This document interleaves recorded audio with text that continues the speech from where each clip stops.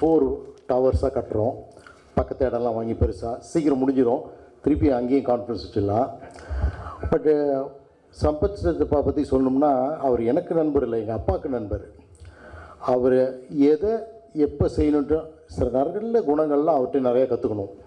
யாரை மீட் பண்ண போனாலும் சரி ஃபோன் பண்ணி அவங்கள்ட்ட கேட்காமல் போகவே மாட்டாங்க எந்த காலகட்டத்துலையும். அதெல்லாம் ஒரு தனி சிறப்பு. ஒரு உதாரணத்துக்கு எடுத்துக்கிட்டிங்கன்னா 10 மணிக்கு கான்ஃபரன்ஸு துபாயில், 9:20க்கு நாங்கள் ஒரு 60 பேர் இருப்போங்க. சார் என்ன மேஜிக் என்ன நடக்குன்னு தெரியாது. 9:59க்கு 1340 பேர் இருப்பாங்க. அதுதான் ஒரு சிறப்பு. இது கைதட்டலாம். அந்த மாதிரி ஒரு சிறப்பான வந்து திராவிட பாரம்பரியத்தில் வந்து ரொம்ப ஈடுபாடு கொண்டு ரொம்ப முழுமூச்சாக வந்து பண்ணவர். இப்போ அருமையான ஹிஜ்ரி மாதம், ஹஜ்ஜி மாதம், ஹஜ்ஜி பயணிகள்லாம் திரும்பி வந்துட்டுருக்காங்க. மாண்புமிகு தமிழக முதல்வர் அவர்களுக்கு மனமார்ந்த நன்றியை தெரிவிக்கிறோம். பாரத நாட்டில் முதல் தரையாக மாண்புமிகு தமிழக முதல்வர் பதவி எடுத்ததிலிருந்து இந்த ஹாஜிகளுக்கு மானியம் கொடுக்கும் ஒரே அரசு தமிழ்நாடு அரசு என்று தான் தெரிவித்துக் கொள்கிறேன். மேலும் சிறுபான்மை அமைச்சர் பதவி ஏற்பதற்கும் எண்ணற்ற சேவைகளை செய்து கொண்டிருக்கிறார்கள். அதற்கு மிகவும் நன்றி கடன் பட்டுள்ளதாக 1 கோடி இஸ்லாமிய சார்பில் நன்றியை தெரிவித்துக் கொள்கிறோம். பிற்படுத்தப்பட்டோர், மிகவும் பிற்படுத்தப்பட்டோர் அந்த ஒரு இதை எடுத்துக்கொண்டிங்கன்னா அந்த டிபார்ட்மெண்ட்டே வந்து ஒரு முதல்வர் தனி கவனம் எடுத்து அமைச்சரின் தலைமையில் ரொம்ப சிறப்பாக பண்ணிகிட்ருக்காங்க. இந்த மாநாட்டுக்கு எல்லாரும் அவசியம் வரணும். ஏன்னா அதில் ஒரு 2 முக்கியமான விஷயம். உலக பொருளாதார நாட்டில் ஒரு முக்கியமான நாடு அமெரிக்கான்னு டாக்டர் சாரும் சொன்னாங்க, வேந்தரும் சொன்னாங்க. அதில் கலந்துக்கிறதுல கனெக்டிவிட்டி, நம்மளுடைய ஜனங்களை, நம்ம தொப்புள் கூடி உழவர்கள் அங்கே உழவுகளை சந்திக்கிறது வந்து ஒரு பெரிய சிறப்பாக இருக்கும். அது வந்து ரொம்ப ஃபென்டாஸ்டிக்காக இருக்கும். விசாவெல்லாம் பற்றி கவலைப்பட வேண்டியதில்லை. இந்த ஆர்கனைசேஷன் லெட்டர் பேப்பர்லேருந்து போகிறது பூராவும் ப்ரையாரிட்டிக்கு வந்து மைனாரிட்டி அஃபேர்ஸ் கவர்மெண்ட் ஆஃப் இந்தியாவிலேருந்து கொடுக்கறதுக்கு ஏற்பாடு செஞ்சுக்கிட்டு இருக்கோம். ஐ ரிப்பீட், உலக பொருளாதார Tamil Nadu மாநாட்டிலேருந்து letter bad that you are a bona fide aspirant of this conference அது வந்ததுன்னா we will recommend through note verbal and you will get it earlier என்பதை மற்ற மகிழ்ச்சியுடன் தெரிவித்துக் கொள்கிறேன். இந்த நிகழ்ச்சிக்கு வந்திருந்த அனைத்து பத்திரிகையாளர்களுக்கும் சர்டிஃபிகேட்டுக்கும் நன்றி கூறி விடைபெறுகிறேன். நன்றி, வணக்கம். மரியாதைக்கும் உரிய உலக தமிழர் பொருளாதார நிறுவனம் மற்றும் சென்னை வளர்ச்சி கழகத்தில் இணைந்து நடத்தும் 12வது உலக தமிழர் பொருளாதார மாநாட்டின் இணையதள தொடக்க மற்றும் மாநாட்டு விளக்க கூட்டத்தை எப்படி நடுவித்தது என்று அறையில் அணினால்தான் அரங்கத்தில் ஆட முடியும் என்ற உணர்வோடு இன்றைய தினம் நம்ம எல்லாம் அழைத்து சிறப்பான முறையில் இந்த நிகழ்ச்சி வடிவமைத்து தந்திருக்கின்ற ஒன்மேன் ஆர்மி என்று முன்னாடி சொன்னாங்க. அந்த அளவிற்கு சிறப்பான முறையில் நிகழ்ச்சியை வடிவமைத்து தந்திருக்கின்ற உலக தமிழர் பொருளாதார நிபுணர் தலைவராக இருக்கின்ற மரியாதைக்குரிய அண்ணன் டாக்டர் VRS சம்பத் அவர்களே, இந்த விழாவினுடைய தலைமை பொறுப்பேற்றிருக்கின்ற VIT பல்கலைக்கழகத்தினுடைய வேந்தர் ஐயா டாக்டர் G விஸ்வநாதன் அவர்களே, சிறப்பு விருந்தினர்கள் PGP குழுமத்துடைய தலைவர் டாக்டர் பழனி G பெரியசாமி அவர்களே, இந்த நிகழ்ச்சியினுடைய கலந்து கொண்டிருக்கின்ற ஜெம் குழுமியினுடைய தலைவர் மரியாதைக்குரிய ஐயா R வீரமணி அவர்களே, மாதா மருத்துவர்களுடைய தலைவர் மரியாதைக்குரிய டாக்டர் பீட்டர் அவர்களே, இந்த நிகழ்ச்சியில் பங்கெடுத்து கொண்டுள்ள முன்னாள் இந்திய தூதுவர் கயானாவுடைய தூதுவராக இருந்த மரியாதைக்குரிய ஐயா மகாலிங்கம் அவர்களே, தமிழ்நாடு அறக்கட்டளையினுடைய முன்னாள் தலைவர் மரியாதைக்குரிய வீர வேணுகோபால் அவர்களே, சேலம் சட்டக்கல்லூரியுடைய தலைவர் மரியாதைக்குரிய சரவணன் அவர்களே, பிரசிடென்ட் குழுவினுடைய தலைவர் மரியாதைக்குரிய A அபுபக்கர் அவர்களே, இந்த நிகழ்ச்சியில் பங்கெடுத்து கொண்டுள்ள மெகா டிவியினுடைய தலைவர் திருமதி ஜெயந்தி தங்கபால் அவர்களே, நிகழ்ச்சியில் பங்கெடுத்து கொண்டுள்ள VIT துணைத் தலைவர் அன்பு சகோதரர் செல்வம் அவர்களே, மரியாதைக்குரிய பொன்ராஜ் அவர்களே, மரியாதைக்குரிய ஜமீன்தாருங்க, ஆளக்கானவர ஜமீன்தார் போயிட்டாரா?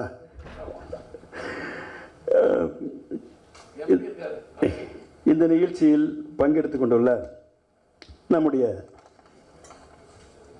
இப்போ ஒரு சர்ப்ரைஸாக மறைந்தும் மறையாமல் நம்மோடு வாழ்ந்து கொண்டிருக்கின்ற ஐயா அப்துல் கலாம் அவர்கள் இங்கே வந்தால் நம்ம மரியாதைக்குரிய பொன்ராஜ் அவர்கள் எவ்வளோ மகிழ்ச்சி அடைவார். இது ஒரு கற்பனை தான். எவ்வளோ மகிழ்ச்சி அடைவார். அந்த மாதிரி மகிழ்ச்சி நான் இங்கே வந்தப்போ வந்தது வேறு விஷயம். 12வது நம்ம வர்த்தக மாநாட்டுக்கு வந்தன்றது ஒரு புறம் இருந்தாலும் இங்கே வந்தோன்னே எனக்கு இரட்டிப்பு மகிழ்ச்சி. அது என்ன மகிழ்ச்சினாக்கா, 20 ஆண்டுகளுக்கு முன்பு என்னை அரசியல் அரங்கில் வளர்வதற்கு வித்திட்ட அவர் வச்ச நாத்து தான் இன்னைக்கு நான் இந்த அளவு வளர்ந்துருக்கிறேன். அந்த அளவுக்கு வளர்வு காரணமாக இருந்த அண்ணன் மிசா கணேசன் அவர்கள். அவரை பார்த்தவொன்னே எனக்கு கொஞ்சம் கண் கலக்கம் ஆயிடுச்சு. ஏன்னா 20 ஆண்டுகளுக்கு முன்பு என்னை உருவாக்கியவர், அரசியல் எங்களை உருவாக்கியவர், வளர்த்தவன் கூட சொல்லலாம். அவர் எதுக்கு வந்து ரொம்ப 20 ஆண்டுகள் இந்த உடம்பு தொடர்பும் இல்லை.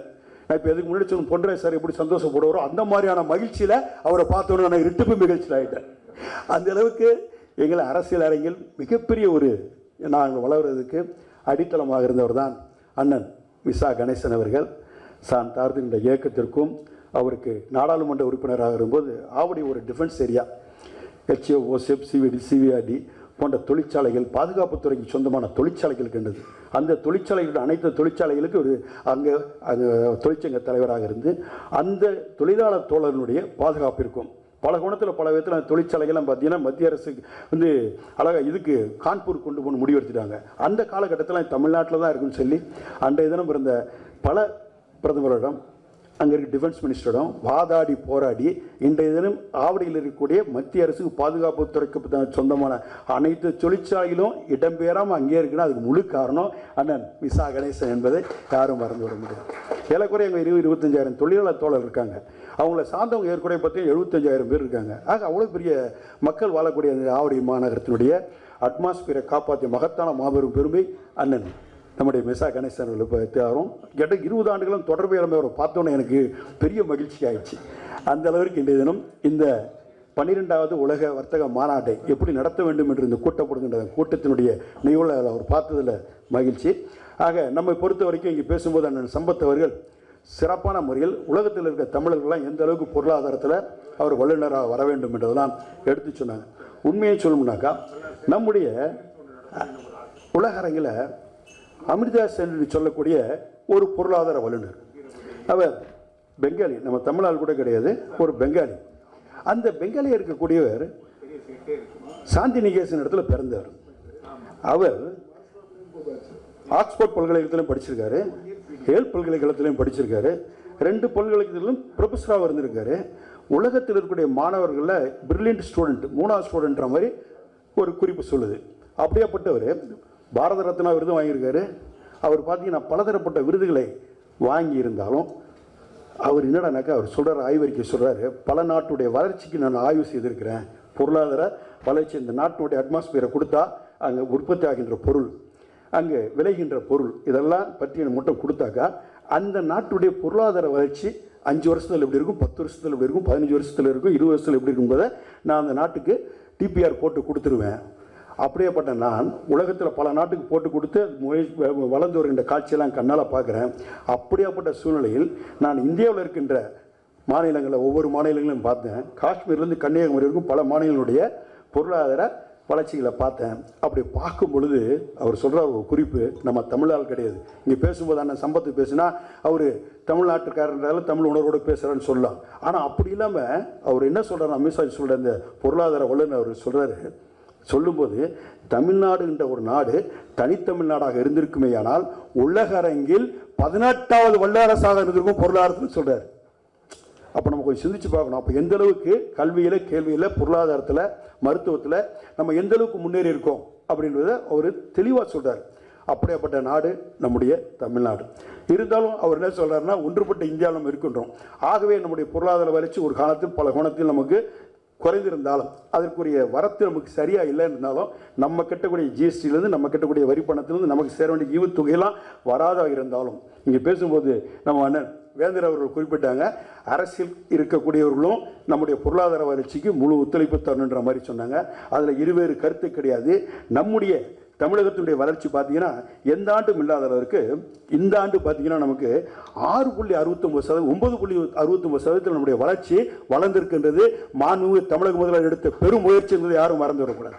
உலகம் முழு பறந்திருக்கின்ற தமிழர்கள் அங்கே இருக்கின்ற முதலீட்டார்கள், அதே போல் அங்கே இருக்கின்ற முதலீட்டார்களை அனைத்து வந்து அவர்கள் மூலம் இன்வெஸ்ட் பண்ண செய்ய வச்சு அங்கே மூலம் பார்த்தீங்கன்னா நம்முடைய பொருளாதாரத்தை வளர்ப்பது மட்டும் இல்லாமல் இங்கே இருக்கின்ற படித்தலைஞர்களுக்கு பணிகளை கொடுப்பதற்கான முயற்சியை பெரும் அளவில் எடுத்து இன்னைக்கு மகத்தான மாபெரும் காரியத்தை இன்னைக்கு செய்திருக்காங்க. உலக அரங்கில் இன்னைக்கு பார்த்தீங்கன்னா இந்தியா 4வது பொருளாதார நம்ம வந்து டிஜிபியில் வந்து 4வது இடத்துல இருக்கலாம். ஆனால் இந்தியாவில் பொறுத்த வரைக்கும் நம்ம பேரறிஞர் அண்ணா 1967 பார்த்தீங்கன்னா இன்ன வரைக்கும் பார்த்தீங்கன்னா நம்ம 2வது இடத்துல இருக்கோம். இன்றைக்கி நம்ம வந்து 2வது இடத்துல இருக்கோம். இருந்தாலும் நம்முடைய வளர்ச்சி பற்றி பேசும்போது பார்த்தீங்கன்னா 27,216 மில்லியன் டாலரில் நம்ம வந்து இன்றைக்கி இது பண்ணியிருக்கோம்னு சொல்லி மாண்புமிகு தமிழக முதல்வர் தன்னுடைய அறிக்கையை கொடுத்தாங்க. அதில் பார்த்தீங்கன்னா நம்ம 9.69% வளர்ந்துருக்கோம். அதனால தான் நம்ம தமிழன்ற திமிரோடு அந்த தமிழன் எப்படி ஒவ்வொரு நம்முடைய வளர்ச்சியை பொருளாதார வளர்ச்சியை பலதரப்பட்ட இடர்பாடுகள் இருந்தாலும் ஈட்டலும் காத்தலும் காத்த வகுத்தலும் வல்லதரிசு என்று சொல்லுவன் வள்ளுவன் சொன்னது போல ஈட்டியதை சேமித்துவத்தை எப்படி மக்களுடைய நலனுக்காக அது பயன்படுத்த வேண்டும், அது பொருளாதாரத்திற்கு, அதே போன்ற தொழிற்சாலைகளை உருவாக்குவதற்கு, அதே போன்ற அங்கே இருக்கின்ற கல்விக்கு, அதே போன்ற மருத்துவத்திற்கு என்கின்ற அளவுக்கு சரியான முறையில் வடிவமைத்து நம்முடைய மாண்புமிகு உயிரினும் மேலான தளபதி அவர்கள் தமிழகத்தை கொண்டு போகின்ற காரணத்தால் தான் இந்தியாவில் இருக்கின்ற நாடுகளை பார்த்தீங்கன்னா இன்னைக்கு 6.69% வளர்ந்து என்பதை ஐயா வேந்தர் அவர்களுக்கு இந்த நேரத்தில் நான் கூறிக்கொள்ள கடமைப்பட்டிருக்கின்றேன். ஆக நம்முடைய மாண்புமிகு தமிழக முதல்வர் அவர்கள் நம்ம இங்கிருந்து பல நாடு இப்போ கூட பார்த்தீங்கன்னா லண்டனுக்கு போனோம். அங்கே இருக்கின்ற நம்முடைய தமிழர்கள் ஏறக்குறைய பார்த்தீங்கன்னா மருத்துவத்துக்கு இங்கே வராங்க. லண்டனில் இல்லாத மருத்துவ வசதியாக இருந்தாலும் அங்கிருந்து பார்த்தீங்கன்னா வருடத்துக்கு 2 லட்சம் பேர் இங்கே வராங்க. 2 லட்சம் பேர் பல விதத்தில் பார்த்தீங்கன்னா மருத்துவ வசதி பெறுது இங்கே வருவாங்க. அந்த அளவுக்கு மருத்துவத்தில் நம்ம வளர்ந்துருக்கிறோம். உதாரணத்துக்கு சொல்ல போனால் ஒரு காலகட்டத்தில் 6050 பள்ளிக்கூடங்கள் இருந்தது. 6050 பள்ளிக்கூடத்திலும் ஒரு காலகட்டத்தில் மூடப்பட்டது. ராஜாஜி முதலமைச்சராக இருக்கும்போது மூடிட்டாங்க. 6050 பள்ளி மூடிட்டாங்க. ஆனால் காமராஜர் வரும்போது திருப்பி அந்த பள்ளியில் திறந்தாங்க. அப்படி திறந்த காலகட்டத்தில் எனக்கு முன்பு பேசி குறிப்பிட்டதை போல ஒரு கிலோமீட்டருக்கு ஒரு பள்ளிக்கூடம் ஆரம்ப பள்ளி, அதே நேரம் 3 கிலோமீட்டருக்கு ஒரு இடத்துல பார்த்தீங்கன்னாக்கா நடுநிலை பள்ளி, 5 கிலோமீட்டருக்கு ஒரு இடத்துல பார்த்தீங்கன்னா உயர்நிலை பள்ளி, 7 கிலோமீட்டருக்கு ஒரு இடத்துல பார்த்தீங்கன்னாக்கா மேல்நிலை பள்ளி. இப்படி உருவாக்கிய முதல்வர் நம்முடைய தமிழக முதல்வர். ஏன்னா கல்வி கேள்வியில் சிறந்து விளங்க வேண்டும் என்பதற்காகத்தான் நம்முடைய முதல்வர் அவர்கள் இப்படிப்பட்ட நலத்திட்டங்களை எல்லாம் நாளொரு மாரியும் பொழுதுரணுமாக நமக்கெல்லாம் கொடுத்துட்டு இருக்காங்க. அந்த அளவுக்கு பார்த்தீங்கன்னா நம்ம தொழில்துறையில் இன்னும் சொல்ல போனால் பொருளாதாரத்தில் பல கோணத்தில் பல இடத்துல அந்த பண்டைய காலத்திலேருந்து நம்ம இங்கே இன்ன வரைக்கும் பார்த்தீங்கன்னா முதலிடத்தில் சிறப்பாக இருந்திருக்கணும். உதாரணத்துக்கு சொன்னால் நம்ம இங்கே பார்த்தீங்கன்னா மிளகு என்கின்ற அந்த ஒரு பொருளை கூட பார்த்தீங்கன்னாக்கா ரோமானியர்கள் நம்மகிட்ட வாங்கும்போது இங்கே வந்திருக்காங்க. பண்டைய காலத்தில் இங்கே வந்து நம்மகிட்ட முசிறின்ற இதில் வந்து நம்மக்கிட்ட வாங்கியிருக்கிறான். யார் அவன்? சாதாரண மிளகை எதை கொடுத்து வாங்கியிருக்கானா? தங்கத்தை கொடுத்து வாங்கியிருக்கான். அதனால தான் அந்த நாட்டில் இருக்கக்கூடிய பிலினி என்று சொல்லக்கூடிய அந்த நாட்டுடைய ஆராய்ச்சி வல்லுநர் என்ன சொல்லியிருக்கான்னா, போய் இந்தியாவில் போய் தமிழ்நாட்டில் போயிட்டு எல்லாரும் தங்கத்தை கொடுத்துட்டு இவனுக்கு மிளகு வாங்கிட்டு வரான்னு சொல்லியிருக்கான். அந்த அளவுக்கு மிளகு கண்டிதும் மிகப்பெரிய முக்கியத்துவம் இருந்திருக்கு. அதே மாதிரி ரோமானியர்கள் நம்மகிட்ட இருந்து முத்துக்களை வாங்கிட்டு போயிருக்காங்க. சேர நாட்டுகள்லேருந்து முத்துக்களை வாங்கிட்டு போயிருக்காங்க. அதே மாதிரி சேர நாடுலேருந்து ஏலக்காயை வாங்கிட்டு போயிருக்காங்க. அங்கே எகிப்தில் இருந்தும் அதே மாதிரி பார்த்தீங்கன்னா பல நாட்டில் இருந்து பார்த்தீங்கன்னா ரோமானியர்கள்லாம் நம்மகிட்ட வர்த்தகத்தில் இருந்திருக்காங்க. இன்னும் சொல்லணும்னா இங்கிருந்து நம்முடைய ராஜராஜ சோழனுடைய மகன் ராஜேந்திர சோழன் கிழக்காசிய நாடுகளை உள்ள கைப்பற்றியிருக்கான். வாணிபத்திலும் சரி, அது எனது போர்ப்படையில் சில முதன்மையாக திறந்துள்ளது நம்ம தமிழர். அப்படியாப்பட்ட தமிழர்களையும் ஒன்றாக இணைக்கின்ற இந்த 12வது மாநாடு, அந்த மாநாடை சிறப்பான நடத்த வேண்டும் என்று நம்முடைய மரியாதைக்குரிய ஐயா சம்பத் அவர்கள் பெரும் முயற்சி எடுத்துக் கொண்டிருக்கின்றார்கள். அவருக்கு உற்ற உறுதுணையாக என்றும் நம்ம இருப்போம். இதை நான் சொல்வதற்காக காரணம், அயலக தமிழர்கள், தமிழகத்தை சேர்ந்த அயலக தமிழர் மட்டும் 33 லட்சம் பேர் உலகம் முழுவதும் தொழில் ரீதியாகவும் வியாபார ரீதியாகவும் கல்விக்காகவும் போய் புலம்பெயர்ந்திருக்கிறாங்க. 33 லட்சம் பேர் இருக்காங்க. அந்த 33 லட்சம் பேரும் பார்த்தீங்கன்னாக்கா இன்னைக்கு அயலக தமிழர்கள். அவர்களுக்கு ஏற்படுகிற இன்னல்கள் இடுக்கணுக்கெல்லாம் பார்த்தீங்கன்னா இந்த முறை இந்த கடந்த நம்முடைய இந்த 3 ஆண்டுகளில் பார்த்தீங்கன்னா அவர்களுக்கு ஏற்படக்கூடிய இன்னல்கள் இடுக்கண்கள் எந்த கோணத்தில் எப்படி ஏற்பட்டாலும் அவைகளுக்கு நேசக்கரை நீட்ட வேண்டும் என்பதற்காக அயலக தமிழர் நல வாரியம் என்பதை உருவாக்கி அங்கு ஏற்படக்கூடிய அவர்களுக்கு எந்த கோணத்தில் அவர்கள் மரணம் ஏற்பட்டால் ஒரு ஆக்சிடென்ட் இறங்கிட்டாங்க அப்படின்னா அவங்களுக்கு 10 லட்ச ரூபா, அந்த உறுப்பினராக இருக்கணும் 10 லட்ச ரூபா. அவருடைய கைகால் உடஞ்சிச்சு ஆக்சிடென்ட்ல அப்படின்னா 5 லட்ச ரூபா. அவருடைய பிரேதம் அங்கே ஏற்பட்டதுன்னா அவங்களை கொண்டு வருவதற்கான முழு முயற்சியும் அரசு எடுக்கும். அவர்களுக்கு பார்த்தீங்கன்னா 1 லட்ச ரூபா அவங்களுக்கு கொடுத்து கொண்டு வரும்.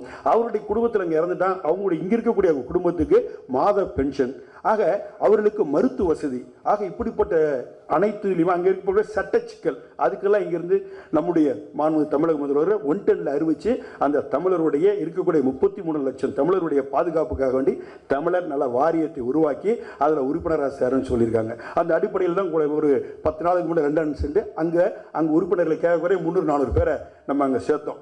ஆக அந்த அளவுக்கு மாண்பு தமிழக முதல்வர்கள் தமிழர் மீது அக்கறை கொண்டு அவர்கள் பொருளாதாரத்தில் கல்வி கேள்விகளில் பல துறையில் வளர வேண்டும் என்பதற்காக வேண்டிதான் இது போன்ற நலத்திட்டங்களை எல்லாம் உருவாக்கி நம்ம ஒன்றும் சொல்லப்போனால் நம்முடைய தமிழர்கள் அனைத்து துறையிலும் வல்லுநர்கள் மாற்றமே கிடையாது. உலகத்தை ஆட்டி படைக்கிற கூகுள் பிச்சை நம்முடைய யார் பிச்சை, எந்த பிச்சை, நம்ம சுந்தர் பிச்சை என்று சொல்லக்கூடிய ஆட்டி படைக்கிறார். இன்னைக்கு நாசா ஆட்டி படைக்கிறது தமிழை. இங்கே இருக்கக்கூடிய நம்முடைய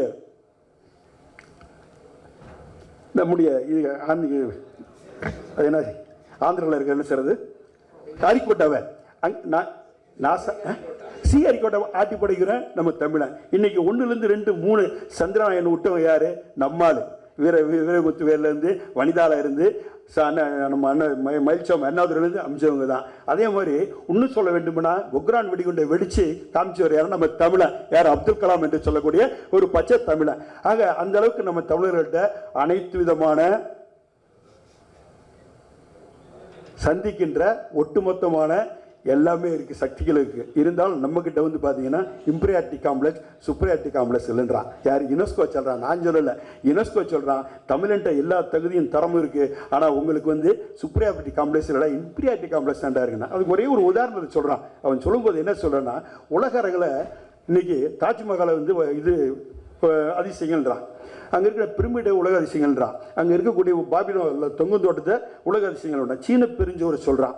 அதே மாதிரி பார்த்தீங்கன்னா இதை சொல்கிறான், பிசா கோபுரத்தை சொல்கிறான். இதெல்லாம் ஒத்துக்கிறோம். உலக அதிசயம்னா உங்களுக்கே தெரியலடா, உங்களுடைய மரியாதையும் தரமும் தகுதியும் உனக்கு தெரியல.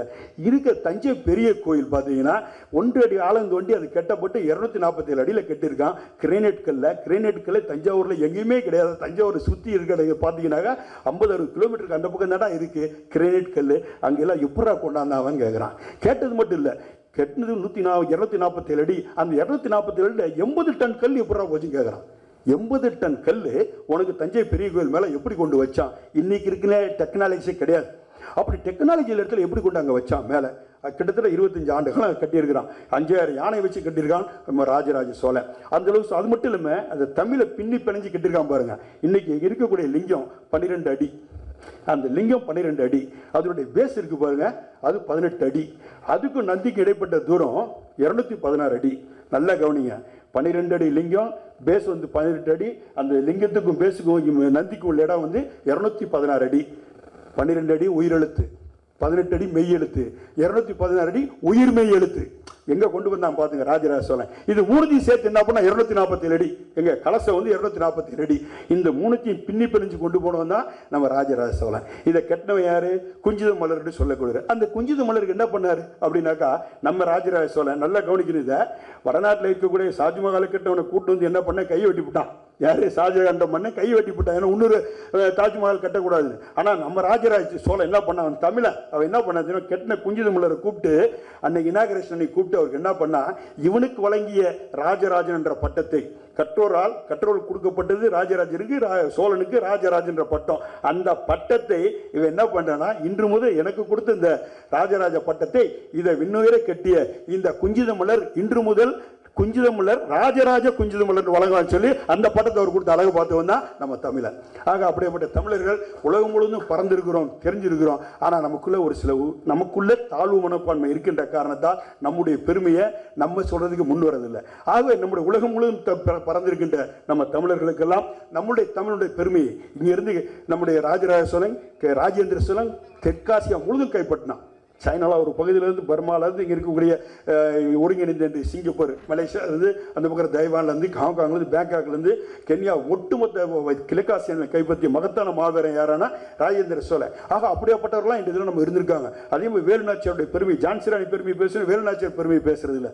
ஆக இப்படியாப்பட்ட சூழ்நிலை நம்ம இருந்து கொண்டிருக்கோம். நமக்கு ஒன்று இம்பீரியாரிட்டி காம்ப்ளெக்ஸ் இல்லை, நமக்கு சுப்ரியாரிட்டி காம்ப்ளெக்ஸ் வேணும். ஏன்னா அந்த அளவுக்கு நம்ம மொழி சிறந்த மொழி, தமிழன் தலை சிறந்த. உதாரணத்தை சொன்னால் எந்த இடத்துல தமிழ் இருந்தாலும் அந்த இடத்துல சிறக்க செய்யணும்னு சொல்லுவோம் நம்ம தமிழன். உதாரணம் சொன்னால் சிங்கப்பூரில் லீ குவான் என்று சொல்லக்கூடிய பிரதமர் இருந்தார். அந்த பிரதமர்கிட்ட இந்தியாவில் இருக்கக்கூடிய மற்ற மொழி பேசக்கூடியவங்கலாம், இந்தி மொழி பேசக்கூடியவங்க, மலையாள மொழி பேசுறவங்களாம் போயிருக்காங்க. ஒரு அப்பாயின்மெண்ட் வாங்கிட்டு போயிருக்காங்க. போனவனை என்னங்கன்னு கேட்டிருக்காரு. நீங்கள் ஆங்கில மொழியை தேசிய மொழியாக வச்சுருக்கீங்க சிங்கப்பூரில், சரி. அதேமாதிரி உங்களுடைய மொழியும் மலாய் மொழியை வச்சுருக்கீங்க, சரி. நீங்கள் தமிழ் மொழியும் வச்சுருக்கீங்க, சரி. எங்கள் மொழியும் வைக்கணும், இந்தி மொழியும் அப்படின்னு சொல்லி கேட்டிருக்காங்க. அப்போ அவர் சொன்ன வார்த்தை என்ன தெரியுமா? அவர் சொன்ன வார்த்தை லீ குவான் யூ அவர்கள் மறந்துட்டார். இருந்தாலும் அவர் சொன்ன வார்த்தை என்ன சொன்னார்னா, நீங்கள் எதுக்குன்னு சொல்லி நான் அப்பாயின்மெண்ட்டே கொடுத்துருக்க மாட்டேன். தமிழர்கள் எங்களுடைய விடுதலை போராட்டத்திற்கு எங்களோடு போராடி உயிர் தியாகம் பண்ணவர்கள் தமிழர்கள். அந்த தமிழர்களுடைய ரத்தம் இந்த மண்ணோடு மண்ணா கலந்திருக்குது. எங்களோடு இந்த காடுகளை எல்லாம் நாடுகளாக்கிய பெருமை எங்களோடு சேர்ந்தவன் தமிழன். எங்களுக்கு இந்தியானா தமிழன் தானே தெரியும், தமிழன் தானே சொல்லி வெளியே அனுப்பிச்சிட்டார். இதை சொல்வதற்கு நம்ம தமிழன் அங்கே போனால் கூட பாருங்க, அங்கே விசுவாசமாக இருந்தான். அதேமாரி நம்முடைய இங்கிருந்து போன தமிழச்சி யாரை நம்ம சொல்கிறோம், தமிழச்சியாக இருக்கக்கூடிய நம்முடைய தில்லையாடி வள்ளியம்மை, ஒரு சின்ன புள்ள. அந்த புள்ள தென்னாப்பிரிக்கா போராட்டத்துக்கு போயிருக்கு. தென்னாப்பிரிக்கா போராட்டத்தில் மகாத்மா காந்தி தலைவரியை கண்டிச்சு போராட்டம் பண்றாரு. மகாத்மா காந்தி அவர்கள் அங்கே போய் கூட பார்த்தீங்கன்னா தலைவரியை கண்டிச்சு போராட்டம் நடத்துறாரு. அப்படி போராட்டம் நடத்துகிற டைம் அங்கே என்ன பண்ணுது, நம்ம புள்ளது நாகப்பட்டினத்தை சேர்ந்த புள்ள, சின்ன புள்ள, இதுவும் போராட்டத்தில் கலந்துக்கிட்டு ஆர்ப்பாட்டம் படுத்தி போராட்டம் பண்ணோடனே பிரிட்டிஷ்காரன் அவங்களை கைது பண்ணிடுறான். கைது பண்ணப்போ என்ன பண்ணுதுன்னா, இந்த புள்ள அவன் சொல்ல பிரிட்டிஷ்காரன் சொல்கிறான், இந்த பிள்ளைக்கு வயசுல வெளியே அனுப்புங்க, நாங்கள் அரெஸ்ட் பண்ண மாட்டோம்னு பண்ண உடனே இந்த புள்ள முடியாது, ஒன்று தலைவரை நீக்கு, இல்லைன்னா உள்ள அனுப்புனுது. அதே மாதிரி உள்ளே போயிடுச்சுங்க. அந்த புள்ள உள்ளே போயிட்டு என்ன பண்ணுதான், உடல்ல சரியில்லைன்னு சொல்லி மகாத்மாவே சொல்லியிருக்காரு, நீ போயிடுமா வெளியேன்னா தலைவரை நீக்கிறேன்னு சொல்லுங்க, ஒத்துழைப்பு போட சொல்லுங்க, நான் வெளியே போறேன்னு சொல்லியிருக்கு. கடைசியில் அந்த புள்ள அங்கேயே இறந்திருக்கு. தில்லையாடி வள்ளிமை என்று சொல்லி தமிழச்சி. ஆக எங்கே இருந்தாலும் அந்த நாட்டுக்கு நம்பிக்கைக்குரியவர்களாக, அங்கே உள்ளவர்களுக்கு நம்ம அந்த நாட்டுடைய வளர்ச்சி, அதே நம்முடைய கலாச்சாரத்தை மாறாமல் இருக்கின்றான் நான் தமிழன். உதாரணத்துக்கு சொன்ன ஒரு காலகட்டத்தில் நம்முடைய பாண்டிச்சேரி, நம்முடைய நம்ம தமிழகத்தை நம்மளான பிரிட்டிஷ்காரன், ஆனால் பாண்டிச்சேரியில் பிரெஞ்சுக்காரன். அந்த பிரெஞ்சுக்காரன் என்ன பண்ணா, ஒரு வாட்டி அவன் பல நாடுகளில் அவன் ஆண்டு கொண்டிருந்தாலும் அந்த ஆளுகின்ற நாட்டில் இவனுக்கு ஒரு ஆசை என்னன்னாக்கா, கரும்பு பயிரணும்னு ஆசை. அந்த கரும்பு பயிரதுக்கு தேவையான தட்பவெப்பநிலை வேணும், தட்பவெப்பநிலை மண்வளம் வேணும். அப்படியே மண்வளம் இருந்தால் கூட அது பயிரிடுறதுக்கு ஆள் வேணும். இவனுக்கு ஒன்றும் புரியல, இவனுக்கு என்னடா பண்ணுறது சொல்லி என்ன பண்ணுறான், இவன் கண்டுபிடிச்சான் ஒரு இடத்த, ஆப்பிரிக்கா கீழே உள்ள நாட்டை கண்டுபிடிச்சான். அந்த நாட்டை கண்டுபிடிச்சி இந்த நாடு ஏறக்குறைய நம்முடைய தமிழ்நாட்டுடைய இதுக்கு தட்பவெப்ப சூழ்நிலைக்கு ஒத்து வருது, அந்த மண் வளத்துக்கு ஒத்து வருது. ஆக இந்த நாட்டில் நம்ம வைக்கலாம். அப்போ இதை பயிரிடுறதுக்கு ஆள் வேணும். யாருனாலும் நம்மளுக்கு பயிரிட தெரியாது, பிரெஞ்சுக்காரனுக்கு பயிரிட தெரியாது. அப்போ யாரை வச்சு பயிரிடலான்னு சொல்லி என்ன பண்ணுறான், இங்கே இருக்கக்கூட பாண்டிச்சேரியில் கூட நம்ம தமிழர்களை, தஞ்சாவூரில் இருக்க நம்ம தமிழர்களை, திருவாரூரில் தமிழர்களை குடும்பமாக ஏற்றிட்டு போயிட்டான். கப்பலில் ஏற்றிட்டு போயிட்டு உங்களை கூட்டு வந்து போய் எங்கள் பதியம் போட்டு கொடுத்து முதல்ல கற்றுக் கொடுத்துட்டு வந்துடுங்க, நான் உங்களை கூட்டிகிட்டு வந்துடுறேன்னு சொல்லி ஏமாற்றி கூட்டிகிட்டு போயிட்டு அங்கேயே போட்டான். அவங்கள அங்கேயே போட்டு நம்ம ஆளுங்க அங்கே இருந்தால் அந்த இடத்துக்கு பேர் தான் ரீயூனியன். அந்த ரீயூனியனில் இன்னைக்கு பார்த்தீங்கன்னா 2 லட்சம் தமிழர் இருக்கிறான் நம்மால்.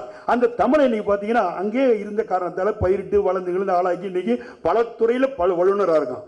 இருந்தாலும் அந்த நாட்டுடைய சட்டத்திட்டத்திற்கும் அதே மாதிரி நம்முடைய கல்ச்சர் இன்னும் மாறாமல் இன்னைக்கு ஆடிப்பெருக்கிலிருந்து நம்முடைய பொங்கல் திருநாள்லேருந்து அதே மாதிரி பார்த்தீங்கன்னா ஒவ்வொரு நிகழ்ச்சியும் நம்ம தமிழர் நிகழ்ச்சியை இன்று வரை அச்சு பெறலாமல் இன்னைக்கு கொண்டாடிக்கிட்டு இருக்காங்க அங்கே உட்காந்துட்டு. அதே நேரத்தில் நாட்டுடைய முன்னேற்றத்துக்கு முழு காரணமாக இருந்தவன் தான் நம்ம தமிழன். அப்படியாப்பட்ட தமிழர்கள் உலகம் முழுவதும் நிறைஞ்சிருக்கிறாங்க. அவர்கள்லாம் ஒட்டுமொத்தமாக சேர்ந்து வருகின்ற இந்த 12ஆம் தேதி நடத்துகின்ற இந்த மாநாட்டில் எல்லாரையும் அரவணைச்சு நம்முடைய சம்பத்தனவர்கள் வர வச்சிருக்காங்க. ஆகவே பொருளாதாரத்திலும் ஒவ்வொருக்கும் தொழிலதிபராக ஆர வேணும். அதன் மூலம் நம்முடைய இளைய படிச்சலைஞர்களுக்கு நீங்கள் எல்லாம் வேலை வாய்ப்பு தர வேண்டும் என்று உங்களை எல்லாம் தொழில் முனைவோர்கள் இங்கே வந்திருக்கின்ற அனைத்து தொழிலதிபர்கள் என்னுடைய வாழ்த்துக்களை. மேலும் உலக அரங்கில் நீங்கள் பெரிய லெவலில் பில்கேட்ஸ் மாதிரி வளரணும். அந்த மாதிரி நீங்கள் உங்களுடைய தகுதியை தரத்தையும் வளர்த்துக்கொள்ள வேண்டும். எங்களுடைய வாழ்த்துற அளவுக்கு வயசு கட்டும் உங்களை அனைவரையும் வழங்கி விடைபெறுகின்றேன். நன்றி, வணக்கம்.